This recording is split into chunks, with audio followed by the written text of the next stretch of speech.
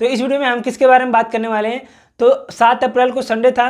तो संडे के दिन जो RWA यानी रोजगार विद अंकित पे वीकली मॉक टेस्ट आता है यूपी पुलिस का, तो उसमें 20 क्वेश्चन मैथ के भी होते हैं। तो उसी 20 क्वेश्चन को हम यहाँ पे सोल्यूशन करने वाले हैं। और जो सोल्यूशन मैं बताऊंगा वो मैंने कैसे लगाया था, अपने तरीके से बताऊंगा एक एक क्वेश्चन की मैंने किस क्वेश्चन को कैसे लगाया था। सोल्यूशन के तरीके से नहीं बताऊंगा क्योंकि सोल्यूशन बहुत अजीब दिया था। तो मैंने 20 क्वेश्चन में 20 क्वेश्चन कैसे सही किया, किस तरीके से लगाया, वो मैं बताऊंगा। तो उसके लिए उससे पहले सबसे पहले आप लोगों को सॉरी, मैं दोपहर में ही मैथ का सोल्यूशन कराने वाला था उसी दिन संडे को। लेकिन क्या था कि अभी आप लोगों को पता है कि ये गेहूं का समय चल रहा है। तो गांव में क्या होता है, सिवान में गेहूं लगा है, सबके खेतों में गेहूं लगा हुआ है।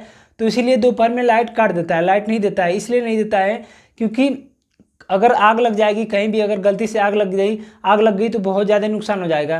तो इसीलिए दोपहर में लू भी चलती है, हवा चलती है, इसलिए दोपहर में लाइट नहीं देता है। तो वीडियो बनाने के लिए लाइट चाहिए होती है, तो इसलिए मैंने वीडियो सोल्यूशन नहीं करा पाया और इसलिए इतने टाइम सोल्यूशन करा रहा हूँ। और आप देख सकते हैं यहाँ पे 10:13 हो रहा है। तो ये वीडियो आपके पास जब पहुँचेगी तो थोड़ा लेट पहुँचेगी, तो उसके लिए माफ़ कर देना यार, क्योंकि लाइट चाहिए होता है। और शाम को लाइट आती है 4-5 बजे, तो उस समय मैं खेत में था। तो खेत से 7:30 बजे हम लोग वापस आए, तो खाने पीने में लेट हो गया। उसके बाद पढ़ाई भी थोड़ी बहुत करनी थी, तो मुझे लगा कि अभी रात में बना लेते हैं वीडियो और उसके बाद कल अपलोड कर देंगे सोमवार के दिन। तो चलिए देख लेते हैं कि आज अपना सोल्यूशन कैसा है। हमारा पहला क्वेश्चन है, तो यहाँ पे मोबाइल में केवल क्वेश्चन है, ऐसा मत सोचिएगा कि सोल्यूशन भी है, केवल क्वेश्चन है। तो हमारा पहला क्वेश्चन है कि छुटकी 15 घंटे में 30 केक बनाती है, तो छुटकी और बड़की साथ मिलकर 30 घंटे में 90 केक बना सकती हैं। तो बड़की 10 घंटे में कितने केक बना सकती है। क्वेश्चन एकदम आसान है। प्रश्न में क्या कहा है कि 15 छुटकी, मान ले छुटकी को सी मान लेते हैं, तो छुटकी 15 घंटे में 30 केक बनाती है। 15 घंटे में 30 केक बनाती है, इसको आवर मान लेते हैं। 15 घंटे में 30 केक बनाती है, तो छुटकी 1 घंटे में कितने केक बनाएगी। तो 1 घंटे में 15 दूना 30 यानी 2 केक बनाएगी। तो छुटकी 1 घंटे में 2 केक बनाती है, ठीक है। आगे क्वेश्चन में क्या है कि छुटकी और बड़की, तो छुटकी और बड़की को मान लेते हैं बी। तो छुटकी और बड़की जो है 30 घंटे में 90 केक बनाती हैं। 30 घंटे में 90 केक बनाती हैं, ठीक है। अब हमको पता है कि जो छुटकी है 1 घंटे में कितने केक बनाती है, 2 घंटे में। तो यहाँ छुटकी भी 30 घंटे तक काम कर रही है, तो छुटकी 1 घंटे में 2 केक बनाती है, तो 30 घंटे में कितने केक बनाएगी। तो 2 दूना 60 केक बनाएगी। तो 90 में से 60 माइनस कर देंगे तो आ जाएगा 30। 90 में से 60 केक तो छुटकी ने बना दिया, 60 केक तो छुटकी ने बना दिया। अब बचा 30 केक, तो 30 केक 30 घंटे में बड़की बनाती है। तो बड़की 1 घंटे में कितने केक बनाएगी, 1 घंटे में 1 केक बनाएगी। सॉरी बड़की 1 घंटे में 1 केक बनाएगी और छुटकी 1 घंटे में 2 केक बनाएगी। अब हमारा क्वेश्चन क्या कहा है कि बड़की 10 घंटे में कितने केक बना सकती है। बड़की 10 घंटे में कितने केक बना सकती है। हमको पता है कि बड़की 1 घंटे में एक केक बनाती है, तो 10 घंटे में कितना केक बनाएगी, 10 गुणे 1 कर देंगे तो ये आ जाएगा 10। तो यही हमारा आंसर हो जाएगा, आंसर नंबर सी। तो इसको ऐसे लगाना था। तो हम आ जाते हैं अपने अगले क्वेश्चन पे, क्वेश्चन नंबर 2। ये भी आसान है। कहा है कि यदि m बराबर 8x, क्वेश्चन में दे रखा है कि m बराबर 8x और n बराबर 6x, तो n m से कितने % अधिक है। n m से कितने % अधिक है, यानी n m से कितने % कम है। तो जिससे बोला जाता है उसको नीचे लिखेंगे। तो m से कितने % कम है, तो m को नीचे लिख देंगे और कितने % कम है। तो 8x माइनस 6x, ये आ गया 2x बटे 8x। गुणे परसेंटेज के लिए 100 से गुणा कर देंगे, इसको सॉल्व करेंगे तो इससे ये कट गया, 2 चौको 8, अब ये 25 आ गया। तो इसका सही आंसर आ गया 25%, यानी n जो है m से 25% कम है। तो यही इसका आंसर हो गया। हमारा अगला प्रश्न दे रखा है, प्रश्न नंबर 3। ये चक्रवृद्धि ब्याज का है कि किसी राशि पर 5% प्रतिवर्ष पर 2 वर्ष के लिए चक्रवृद्धि ब्याज और साधारण ब्याज का अंतर 41 है। कह रहा है कि चक्रवृद्धि ब्याज यानी CI यानी कंपाउंड इंटरेस्ट, SI यानी सिंपल इंटरेस्ट का जो अंतर है वो 41 रुपये दे रखा है। और जो हमारा दर है यानी R है वो 5% है और टाइम हमारा 2 वर्ष है। तो इसको मैं कैसे निकालता हूँ, इसको मैं सबसे पहले निकालने के लिए क्या करूँगा, इस 5 को फ्रैक्शन में चेंज करूँगा तो क्या आएगा, 5 को फ्रैक्शन में चेंज करूँगा 5/100 ये आ गया 1/20। ठीक, अब मैं क्या करूँगा, इसमें 2 साल दे रखा है तो ये जो नीचे 20 दे रखा है इसका क्या करेंगे, 2 बार इसका वर्क कर लेंगे, तो 20 का वर्क करेंगे तो आ जाएगा 400। ठीक, अब 2 बार है ना, तो इसका 400 का 2 बार 1/20 निकालेंगे, तो पहली 1 साल के लिए 1/20 करेंगे तो पहली साल इसका ब्याज कितना आ जाएगा, तो यहाँ से आ गया 20। फिर दूसरे साल 1/20 करेंगे तो कितना आ जाएगा, ये भी आ जाएगा 20। अब चक्रवृद्धि ब्याज में क्या होता है कि ब्याज का भी ब्याज निकाला जाता है, तो 1/20 का भी 20 का भी 1/20 निकालेंगे तो ये आ जाएगा 1। तो ये जो आता है ये लास्ट में 1 आता है, यही चक्रवृद्धि ब्याज और साधारण ब्याज का मान होता है। तो ये आ गया 1 चक्रवृद्धि ब्याज और साधारण ब्याज का मान आ गया 1। लेकिन प्रश्न में क्या दे रखा है, ये 1 नहीं है, ये 41 है। इससे कितना गुना ज़्यादा, तो इससे 41 गुना ज़्यादा है। तो हमसे पूछा है तो राशि कितनी है, तो राशि भी 400 नहीं होगी, ये भी इससे 41 गुना ज़्यादा। 4 एकम 4, 4 चौको 16, डबल जीरो लगा देंगे, यानी 16,400 होगी। तो ये इसका आंसर हो गया। अब हम आ जाते हैं अपने अगले क्वेश्चन पे, क्वेश्चन नंबर 4। ये ग्राफ का क्वेश्चन है, तो इसमें कुल जूतों की संख्या 1200 दे रखी है। कुल जूतों की संख्या इसमें 1200 दे रखी है, 1200 दे रखा है। और ग्राफ में हमें, और प्रश्न में हमें रिबाक ब्रांड के जूतों की संख्या पूछी है। तो रिबाक ब्रांड 23% है, तो 1200 का 23% निकालेंगे तो हमारा आंसर आ जाएगा। 1200 का 23% निकालेंगे, 23% 100 से भाग कर देंगे तो ये कट गया। अब बांटते हैं 36 के 6, बाद में 24 और 27, 276, तो यही हमारा आंसर आ गया। तो हमारा अगला क्वेश्चन है क्वेश्चन नंबर 5। ये पाइप और टंकी का क्वेश्चन है। क्वेश्चन में कह रहा है कि पाइप ए और पाइप बी किसी टंकी को क्रमशः 16 और 24 घंटे में भर सकते हैं, जबकि पाइप सी भरी हुई टंकी को 40 घंटे में खाली कर सकता है। तीनों पाइप एक साथ खोले जाते हैं, लेकिन 10 घंटे बाद पाइप ए को बंद कर दिया जाता है। टंकी का शेष भाग कितने घंटे बाद भर जाएगा। तो क्वेश्चन आसान है। क्वेश्चन में कहा है कि 3 पाइप है, एक तो ए, एक तो बी, एक तो सी। तो कह रहा है कि ए जो है 16 घंटे में भरता है और बी जो है 24 घंटे में भरता है और सी जो है 40 घंटे में खाली करता है। तो ये भरने वाला है और ये भी भरने वाला है, ये माइनस यानी खाली करने वाला है। ठीक, तो सबसे पहले क्या करेंगे, हम इन तीनों का एलसीएम लेंगे। तो एलसीएम लेंगे तो ये आएगा 240। तो अगर ये 16 घंटे में भरता है तो हर घंटे कितने भरेगा, 8 दूना 16, 8 एक 24, 15, हर घंटे 15 भरेगा। अगर ये 24 घंटे में भरता है इसको तो हर घंटे 10 भरता होगा। अगर ये 40 घंटे में खाली करता है तो हर घंटे 4 छक 24, 6 घंटे, हर घंटे इतना खाली करता है। ये दोनों इतने इतने भरते हैं, ये हर घंटे 6 लीटर खाली करता है। तो मान लेते हैं ये कोई टंकी है, उसमें ए जो है 15 लीटर भरता है हर घंटे और बी जो है 10 लीटर भरता है हर घंटे। तो ये दोनों मिलकर हर घंटे 25 लीटर भरते हैं। लेकिन एक टंकी लगी है सी, ये इसमें से हर घंटे 6 लीटर खाली करता है। तो हर घंटे इसमें कितनी पानी जाती है, 25 भरता है, 6 निकल जाता है, तो हर घंटे कितना पानी बचता है, 19 लीटर पानी, यानी हर घंटे 19 लीटर पानी भरा जाता है। अब क्वेश्चन में कहा है कि तीनों पाइप एक साथ खोले जाते हैं, लेकिन 10 घंटे बाद पाइप ए को बंद कर दिया जाता है। यानी तीनों पाइप 10 घंटे तक एक साथ चलते हैं, उसके बाद ए को बंद कर दिया जाता है। तो सबसे पहले तीनों पाइप एक साथ चलेंगे 10 घंटे, तो हर घंटे 19 लीटर पानी भर रहा है। तो 10 घंटे में कितना लीटर पानी भरेगा, 10 × 19 बराबर आ गया 190 लीटर। तो हमारी टंकी है 240 लीटर की और हमने भर दिया 190 लीटर। तो अब बचा कितना पानी, 0.5, यानी अभी भी हमारा 50 लीटर पानी बचा हुआ है। तो अब आगे क्वेश्चन में क्या कह रहा है कि अब पाइप ए को बंद कर दिया जाता है, तो इसको अब बंद कर दिया गया। ठीक, तो टंकी का शेष भाग कितने घंटे में भर जाएगा, यानी टंकी अभी भी 50 लीटर बचा हुआ है और पाइप ए बंद हो गया है। तो अब केवल ये बचा और ये बचा। अब मान लेते हैं कि टंकी बी 10 लीटर भरता है हर घंटे और टंकी सी हर घंटे 6 लीटर निकालता है। तो अब हर घंटे कितना लीटर पानी इसमें बचेगा, 10 भरता है, 6 निकालता है, तो बचेगा 4 ही ना। तो अब 50 लीटर पानी को हर घंटे 4 लीटर के हिसाब से भरने में कितना टाइम लगेगा। तो यहाँ से हमारा आंसर आ जाएगा 25/2। तो ये आ गया 12 सहित 1/2। तो यही हमारा आंसर हो गया। तो अब हम आ जाते हैं अपने अगले क्वेश्चन पे, क्वेश्चन नंबर 6। ये अनुपात का क्वेश्चन है कि कह रहा है कि संख्याओं 54, 49, 22, 21। कह रहा है 4 संख्याएं हैं 54, 49, 22, 21 में से प्रत्येक में से x को घटाने पर प्राप्त संख्याएं समानुपात में होंगी। तो 8x - 25, 7x - 26 का हमें मान बताना है, अनुपात बताना है। तो इसका एक बहुत ही अच्छा तरीका होता है, वो मुझे याद नहीं आ रहा है फिलहाल। इसे मैंने इस तरीके से किया था कि 54 - x यानी प्रत्येक संख्या में से x घटाने के बाद 49 - x बराबर ये संख्याएं समानुपात में होगी। 22 - x, 21 - x।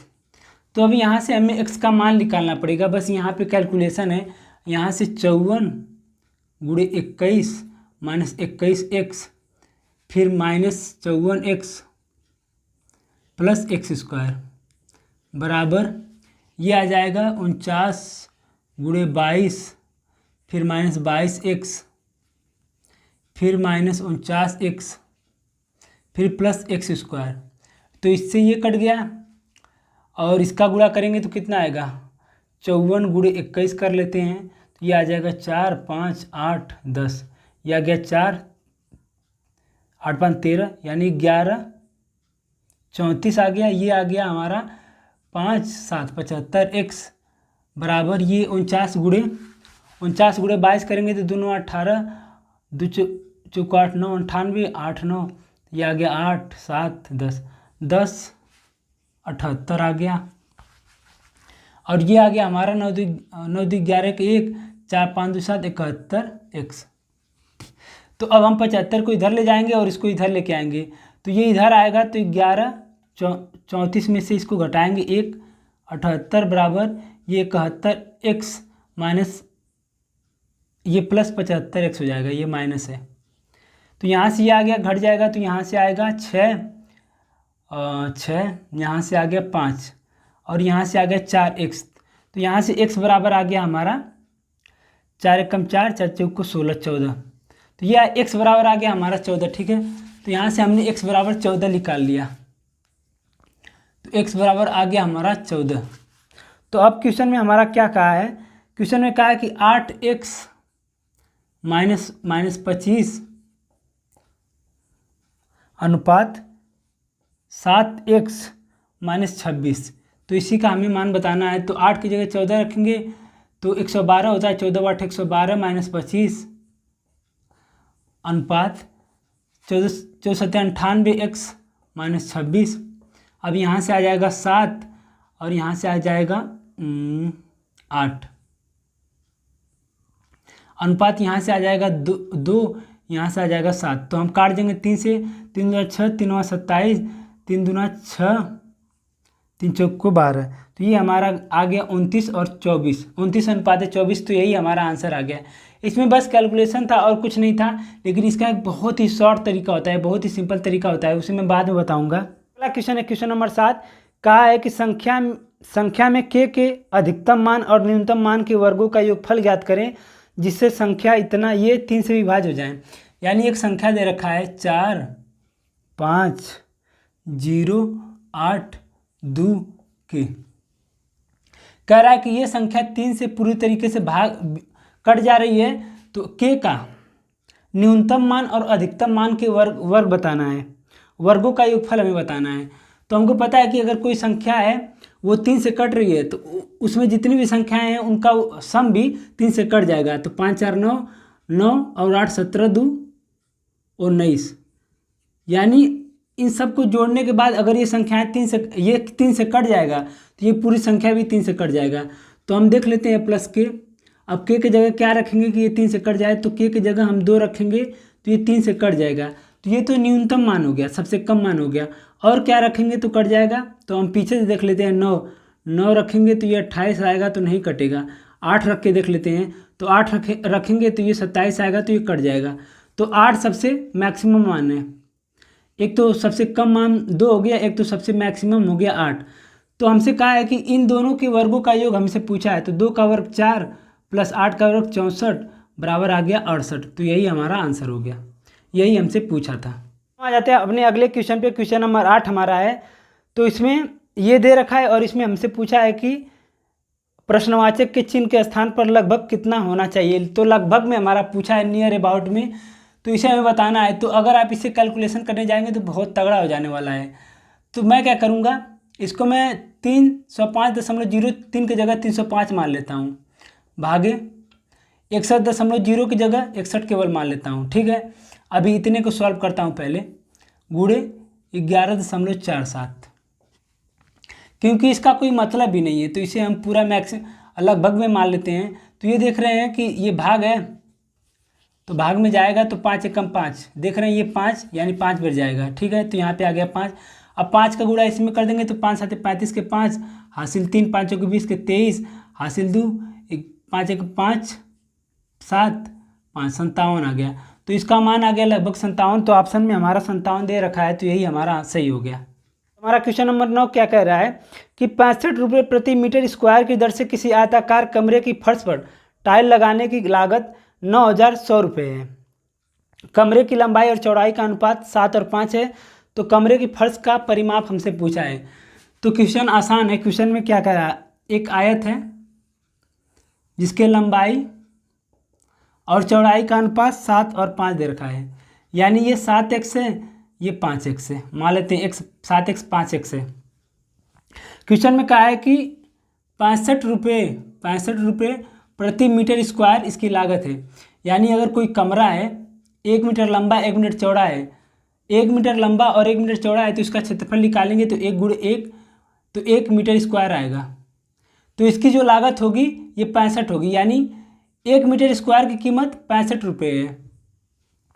और हमारा पैसा कितना लगा है, तो टोटल जो हमारा पैसा लगा है वो 9,100 रुपये लगा है, 9,100 रुपये लगा है। तो हम यहाँ से सबसे पहले भाग देके कमरे का क्षेत्रफल निकालते हैं, कितना मीटर स्क्वायर हमने लगाया है। तो हम यहाँ से निकाल लेते हैं कमरे का क्षेत्रफल। तो 65 से भाग देंगे तो 13 5 65, 13 7 91, ये आ गया 140। ठीक है, 140 मीटर स्क्वायर, यानी कोई ये जो कमरा है इसका क्षेत्रफल है 140 मीटर स्क्वायर। तो हम यहाँ से हमको पता है कि आयत का जो क्षेत्रफल होता है लंबाई गुणे चौड़ाई होता है। तो 7x गुणे 5x बराबर कितना दे रखा है, 140 दे रखा है। तो यहाँ से हम x का मान निकाल लेते हैं। तो ये आ गया 35 x स्क्वायर बटे 140। तो 35 से इसको काटेंगे तो ये 4 बार जाएगा, तो x स्क्वायर बराबर आ गया 4, x बराबर आ गया 2। तो x बराबर आ गया हमारा 2, यहाँ से हमने निकाल लिया x बराबर आ गया हमारा 2। तो अब हमसे क्या पूछा है कि कमरे के फर्श का परिमाप हमसे पूछा है। तो कमरे का फर्श का परिमाप क्या होता है, आयत का परिमाप 2 कोष्ठ में लंबाई प्लस चौड़ाई होता है, यही हमारा परिमाप होता है। तो हम यहाँ से निकाल सकते हैं 2 लंबाई हमारा कितना है 7x प्लस चौड़ाई 5x। तो ये आ जाएगा 7 5 12, 2 गुणे 12x। तो यहाँ पे हम रख देंगे 2 गुणे 12, x का मान रख देंगे 2, तो ये आ जाएगा 48। तो ये आ गया 48, तो यही हमारा आंसर है। तो इसका आंसर आएगा 48 मीटर, तो यही हमारा आंसर है। अगला क्वेश्चन है क्वेश्चन नंबर 10। ये मिश्रण का क्वेश्चन है। कह रहा है कि 200 लीटर के एल्कोहल के घोल में 30% एल्कोहल है, घोल में कितना और एल्कोहल मिलाया जाए ताकि एल्कोहल की मात्रा घोल में 50% बन जाए। तो क्वेश्चन एकदम आसान है। कह रहा है कि 200 लीटर कोई है मिश्रण, वो 200 लीटर का है, उसमें 50% एल्कोहल है, यानी एल्कोहल 30% है। एल्कोहल 30% है, तो उसमें पानी कितना होगा, पानी जो है हमारा वो 70% होगा। ठीक, तो यहाँ से हम अनुपात निकाल लेते हैं। तो इससे ये कट जाएगा, इससे ये कट जाएगा, तो 3:7 आ गया। तो ये हमारा अनुपात आ गया 3:7। अब आगे क्वेश्चन में कहा है कि कितना और एल्कोहल घोल में कितना और एल्कोहल मिलाया जाए ताकि एल्कोहल की मात्रा घोल में 50% हो जाए। कह रहा है कि और कितना मिलाया जाए कि ये एल्कोहल जो है ये 50% हो जाए। तो अगर ये 50% होगा तो ये 50% हो जाएगा, बचा हुआ ये हो जाएगा। तो इसका भी अनुपात हम यहाँ से निकाल सकते हैं। तो ये आ जाएगा 1:1। अब यहीं से हमारा क्वेश्चन शुरू होता है। ध्यान देना, यहाँ पे कहा है क्वेश्चन में कि कितना एल्कोहल मिलाया जाए। एल्कोहल मिलाने के लिए कह रहा है, ये तो मिलाने के लिए कह नहीं रहा है। तो जब ये मिलाने के लिए नहीं कहेगा तो ये तो सेम रहेगा ना, जो यहाँ है वो यहाँ भी होना चाहिए। तो हमको सेम करना है, यहाँ पे 1 है तो इसको 7 बना लेते हैं। तो यहाँ अगर 7 से गुणा किया तो यहाँ भी 7 से गुणा करना पड़ेगा। तो ये हो गया 7, ये भी हो गया 7। अब ये दोनों बराबर हो गया, ठीक, यही हमें करना था। अब हमारा क्वेश्चन सॉल्व हो गया। तो हम यहाँ से देख सकते हैं कि ये पहले 3 था, अब ये 4 हो गया। तो हमने कितना मिलाया है? 4 मिलाया है। लेकिन क्वेश्चन में क्या, तो हमने कितना मिलाया है? 4 मिलाया है ना। तो इसी का मान हमें निकालना है। तो हम सबसे पहले देख लेते हैं 7 और 3। 7 और 3 कितना होता है? 10। तो टोटल हमारा अल्कोहल कितना है? 10। लेकिन क्वेश्चन में कह रहा है कि टोटल हमारा अल्कोहल कितना है? 200। तो 10 नहीं है, 200 है। इससे कितना गुना ज़्यादा? तो इससे 20 गुना ज़्यादा। तो इसी तरह हम 4 नहीं मिलाएंगे, इससे 20 गुना ज़्यादा मिलाएंगे। तो ये हो जाएगा हमारा 80, 20 चौक को 80। तो यही हमारा आंसर हो गया। तो हमारा अगला क्वेश्चन है क्वेश्चन नंबर 11। ये लाभ हानि का क्वेश्चन है। प्रश्न में कह रखा है कि किसी व्यक्ति ने संतरों के 25 कैरेट 10,000 में खरीदे, उनमें से 5 कैरेट खो गए। अब वो शेष कैरेट में से प्रत्येक कैरेट किस दाम पर बेचे कि उसको कुल लागत पर 25% का लाभ हो। प्रश्न में कह रहा है कि 25 कैरेट खरीदता है, 25 कैरेट वो 10,000 में खरीदता है। कह रहा है कि 25 कैरेट, कोई आदमी है जो 25 कैरेट 10,000 में खरीदता है। आगे कह रहा है कि इनमें से 5 कैरेट खो गए, यानी 5 कैरेट तो ये कहीं खो गया, इसको पता नहीं चला। तो अब बचा कितना? 20 कैरेट। तो हम सबसे पहले यहाँ से 1 कैरेट का दाम निकालेंगे, तो 25 से भाग देंगे तो 1 कैरेट का यहाँ से दाम आ जाएगा, 1 कैरेट का दाम आ जाएगा 25 चौक को 100, 400। तो 1 कैरेट का दाम आ गया 400। अब आगे कह रहा है कि अब वो शेष कैरेट को, तो बचा हुआ 20 कैरेट, तो इसको किस दाम में बेचे कि कुल लागत का, यानी 10,000 पे 25% का लाभ हो जाए। तो 10,000 पे 25% का लाभ, तो 10,000 का हम 25% निकालेंगे। तो 10,000 का 25% निकालेंगे तो कितना आएगा? तो ये आ गया 2500। यानी उसे 10,000 तो मिले, 2500 और मिले, यानी वो जब बेचे तो उसे 12,500 रुपये मिले। ठीक। तो अगर हमारे पास 20 कैरेट है और हमें चाहिए इतना रुपये, तो हम 1 कैरेट कितने में बेचेंगे? तो 12,500 को हम 20 से भाग देंगे तो हमारा आंसर आ जाएगा। तो भाग दे देते हैं, तो आ गया 2 छक्का 12, 2 दूना 4, 2 पाँचे 10। यानी हम 1 कैरेट को 625 रुपये में बेचेंगे तो हमारा 25% का लाभ हो जाएगा। तो यही हमारा आंसर हो गया 625। हमारा अगला क्वेश्चन है, तो ये साधारण ब्याज का क्वेश्चन है। तो क्वेश्चन कह रहा है कि 15,400 की राशि 2 भागों में पहली 9% और दूसरी 12% साधारण ब्याज पर उधार दी जाती है। 3 वर्ष बाद प्राप्त कुल ब्याज 4,914 है। तो 9% और 12% की दर पर उधार दी गई राशि का अनुपात हमसे पूछा है। क्वेश्चन आसान है, सेम इसी प्रकार का क्वेश्चन अगले संडे को आया था। तो कह रहा है कि एक राशि है जो 15,400 रुपये है, इसे 2 भागों में बांटा जाता है। तो हम मान लेते हैं पहला भाग, पहले भाग पे P रुपये दिया जाता है। P रुपये 9% की दर से दिया जाता है और कितने साल के लिए दिया जाता है? 3 साल के लिए, बटे में 100। ठीक है। तो यहाँ से हमारा साधारण ब्याज निकल जाएगा। और फिर आगे कह रहा है कि शेष राशि, अगर हमने इसको P रुपये दे दिया तो बचेगा कितना? 154 में से हम P को घटाएंगे तो ये दूसरे को दिया जाएगा, यानी शेष राशि। तो ये 12% की दर से दिया जाता है, कितने साल के लिए? 3 साल के लिए, बटे में 100। तो टोटल हमारा साधारण ब्याज कितना निकलता है? तो 4,914 रुपये हमें साधारण ब्याज मिलता है। ठीक। अब इसी को सॉल्व करने के बाद करके हमें P निकालना है। तो हम देख रहे हैं नीचे 100 है, तो 100 इधर गुणा हो जाएगा, तो 100 इधर गुणा हो जाएगा। ठीक। अब हम इसको सॉल्व करते हैं, तो 9 3 27 P प्लस ये आगे बढ़ते हैं 36, तो 36 गुणे 154 00 माइनस 36 P। ठीक, बटे 491400।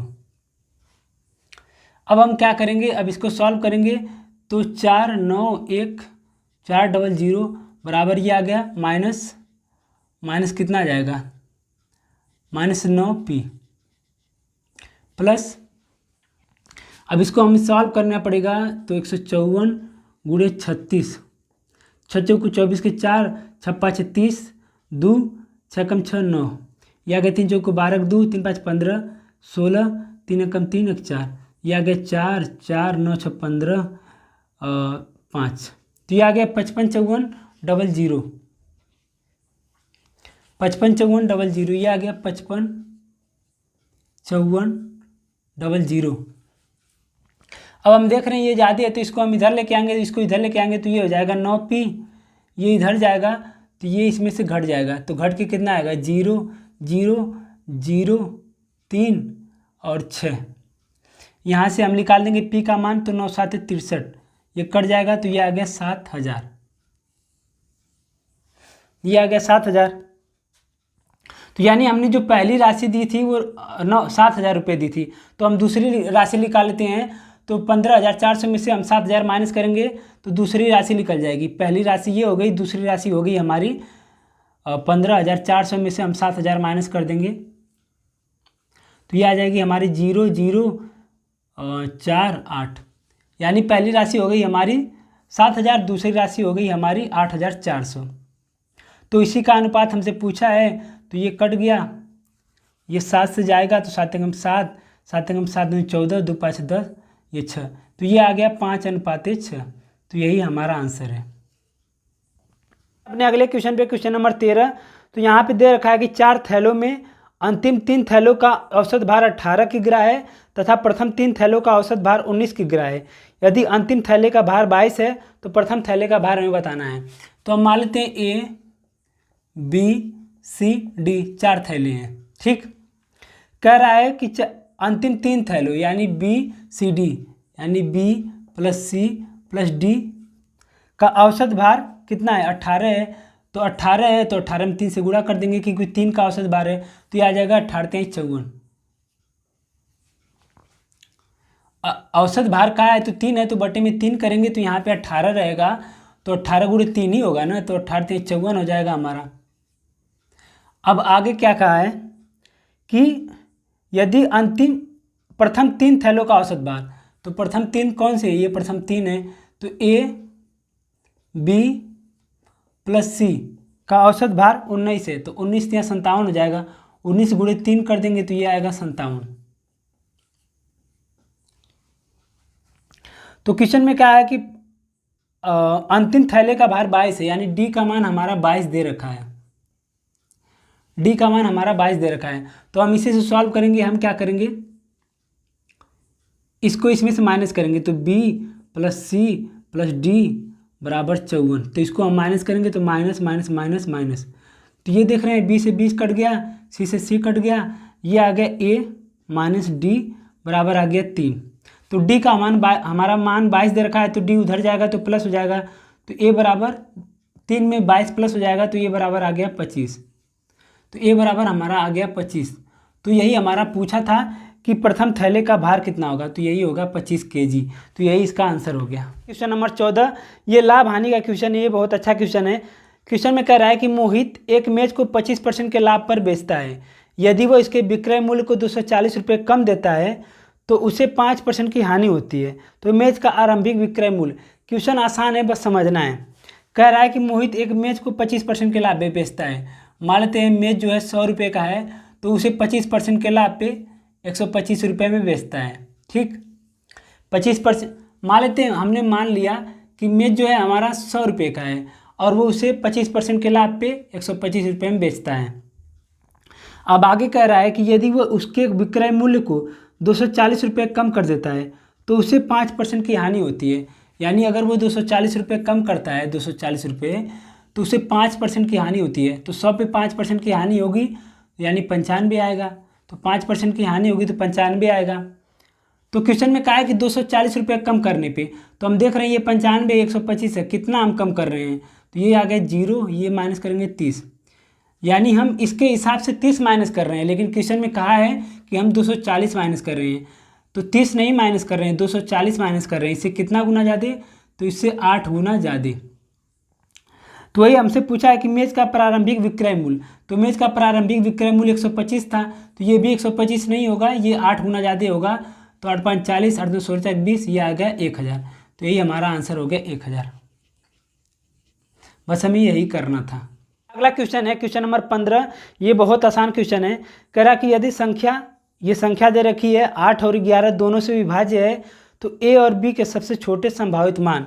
इसको हम ऑप्शन से लगाएंगे। कह रहा है कि एक संख्या दे रखी है 4A306 7 6 8, यहाँ पे बी है, ये 2 है। कह रहा है कि ये 8 और 11 से पूरी कट जा रहा है।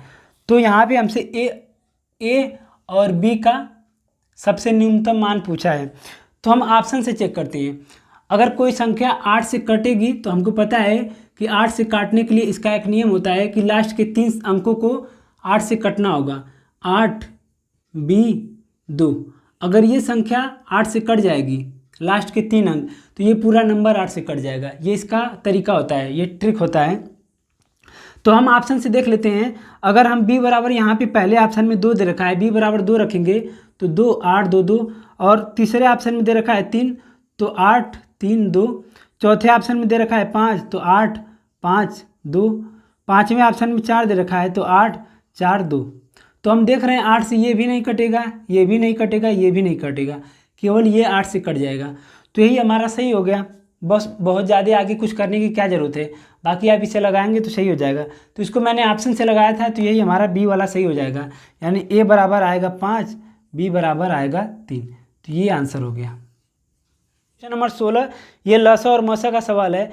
कह रहा है कि 3 व्यक्ति ए बी और सी क्रमशः 8 15 और 20 मिनट में एक वृत्ताकार ट्रैक का एक पूरा फेरा पूरा कर सकते हैं। यदि वे एक निश्चित बिंदु से 8 AM पर शुरू करते हैं तो वे किस समय पर प्रारंभिक बिंदु पर फिर से एक साथ होंगे।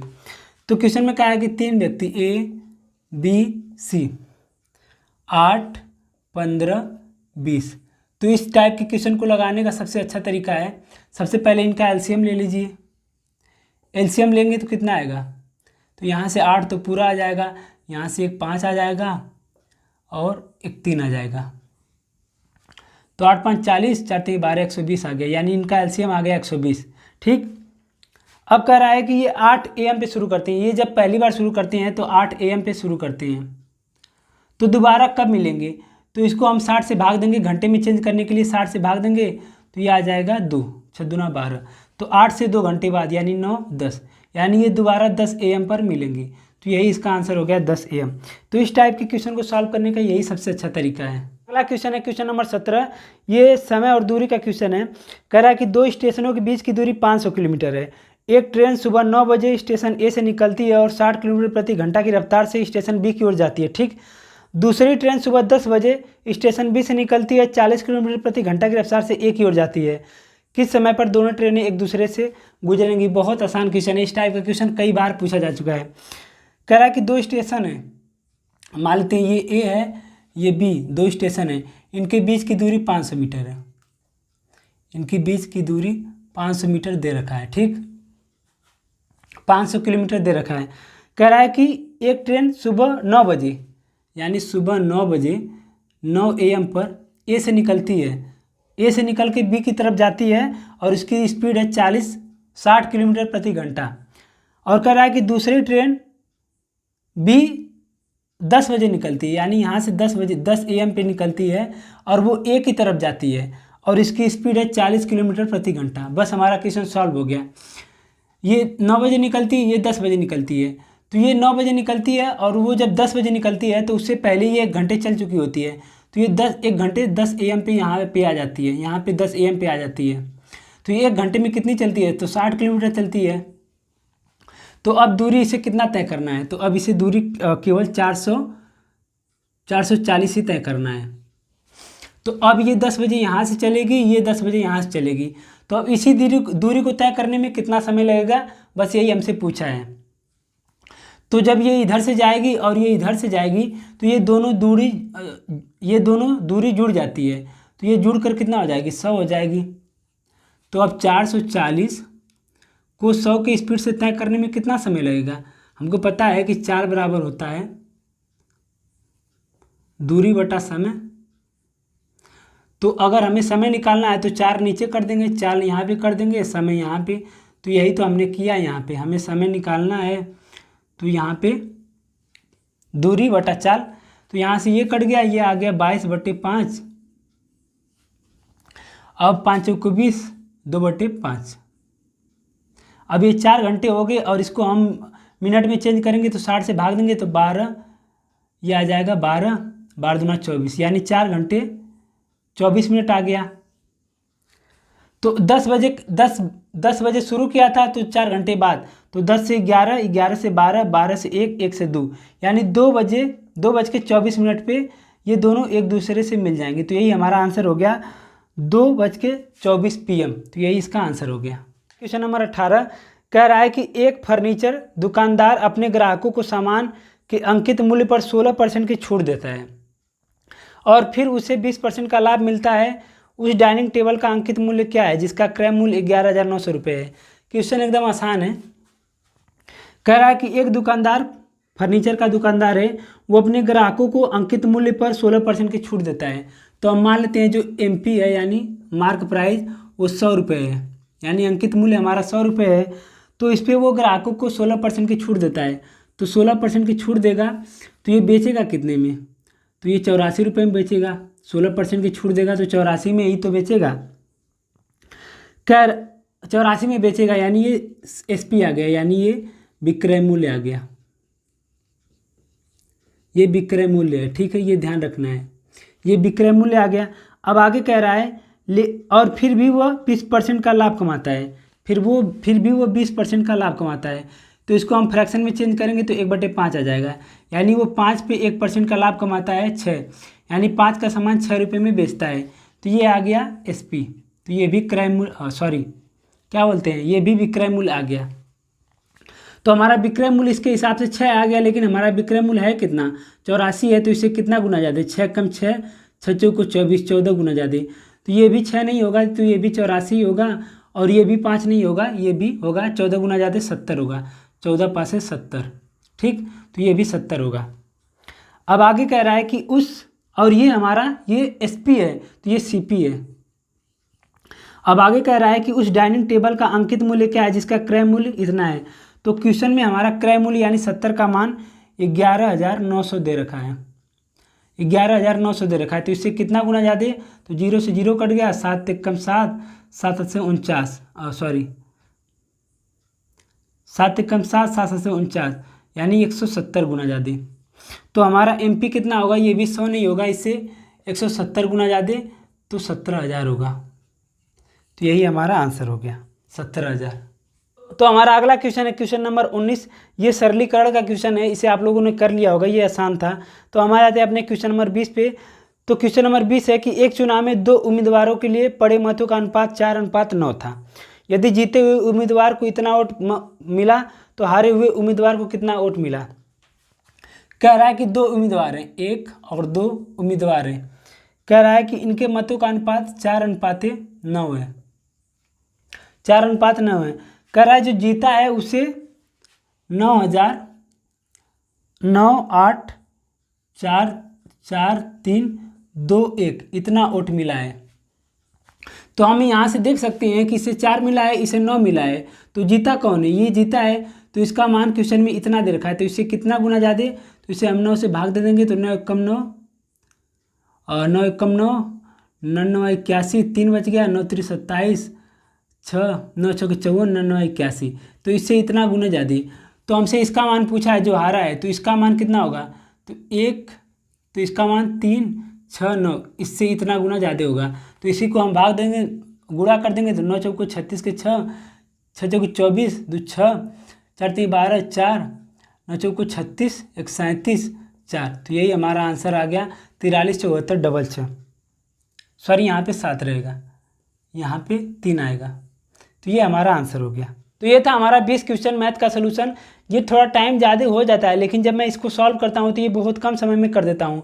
तो आप लोग बताइएगा, कमेंट करके प्लीज़ बताइएगा कि मेरे समझाने का तरीका कैसा था और आप लोगों को समझ में आया कि नहीं और कैसा लगा, ताकि मैं और सुधार कर सकूँ। तो प्लीज़ कमेंट करके फीडबैक ज़रूर दीजिएगा।